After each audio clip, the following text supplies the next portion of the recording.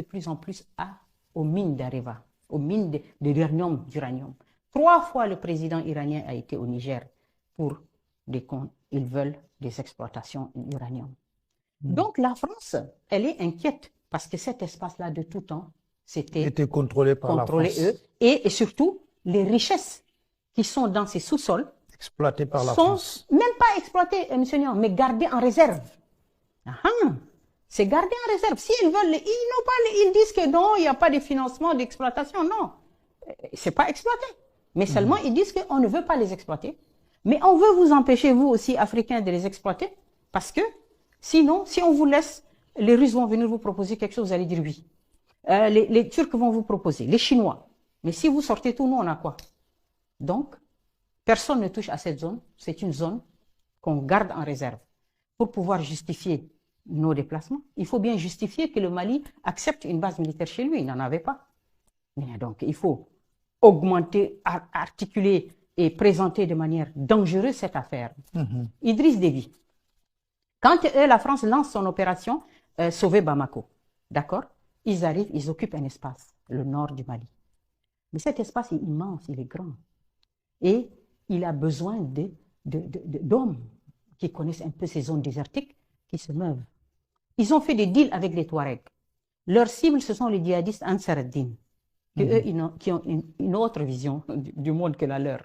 Et donc, il faut les éliminer. Mais les Touaregs disent non, nous on peut faire des deals, on vous laisse, on joue le jeu, mais il n'est pas question qu'on tire une balle contre ces gens. Ils sont tous mélangés. Ils ont des liens. Donc, les Touaregs disent non, on ne va pas se battre contre Ansar ad-Din. Hein. Mais alors, il faut trouver quelqu'un d'autre. Soit on se mouille le maillot nous-mêmes, mais les Français auront de la casse. Et les peuples français ne vont pas accepter. Hein.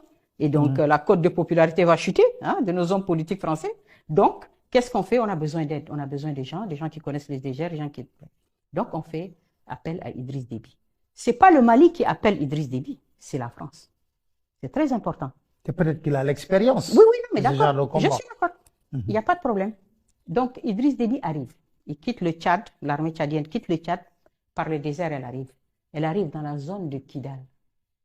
Et elle s'installe. Elle n'a pas affaire aux autorités maliennes, elle a affaire à l'état-major français. Et donc, les gens s'installent. Mais ce qu'on voit tout de suite, c'est quoi? Aujourd'hui, le Mali, les gens pleurent, ils disent quoi? Ils disent, c'est une partition de fait de notre pays. Les gens ont bloqué le Nord Mali. Pendant plusieurs années, même le Premier ministre malien ne peut pas aller au Mali. Tous les gens ne peuvent pas aller, les gens ont bloqué. Le Tchad aussi a aidé à bloquer. Donc, qu'est-ce qu'il fait Idriss Déby là?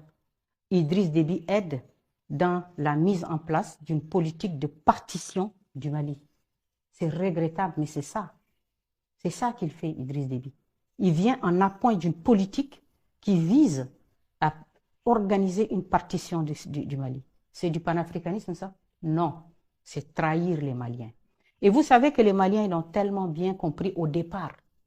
Quand il y a eu les premiers morts du Tchad, et un autre élément très important, les blessés de la guerre du Mali, des Tchadiens, qu'est-ce qu'on en faisait? On n'était pas capable de les amener à Bamako pour les soigner dans les hôpitaux maliens. Non, on les a amenés jusqu'au Niger. On faisait des vols de Transal jusqu'au Niger où les Français ont mis un hôpital de campagne pour soigner les blessés tchadiens qui sont à Kidal.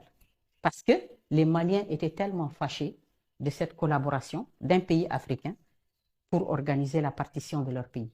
Les premiers morts tchadiens, on les a amenés au Tchad. Il n'y a pas eu d'autorité politique malienne qui se sont déplacées. Tous les gens au Tchad ne comprenaient pas ce côté pernicieux de l'intervention tchadienne au Mali.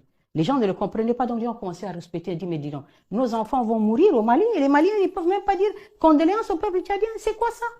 Tout le monde a commencé à crier. Donc Idriss Déby faisait le jeu de la France. Absolument, mais de A à Z. Et attendez, autre chose, c'est que quand il a dit, cette grogne, si on peut dire, des Tchadiens, Idriss Déby en a fait part à la France. Et qu'est-ce que la France a dit au président malien? Écoutez, ça ne va pas comme ça.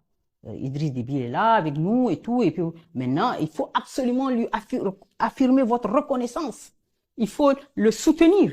Et là, brusquement, on a eu même des chanteurs qui ont chanté Idriss Déby. Voilà. Donc, et autre chose aussi, c'est très important, c'est que Quand vous voyez Idriss Déby qui quitte le Tchad et qui vient au Mali, il fait quoi?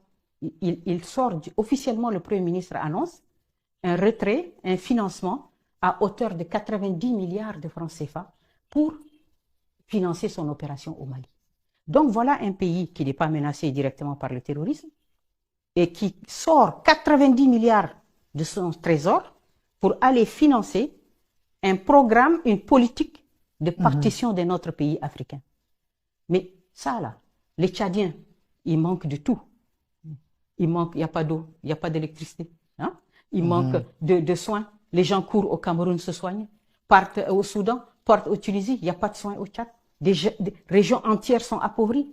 Et vous avez le gars qui sort 90 milliards rien que pour faire plaisir à la France.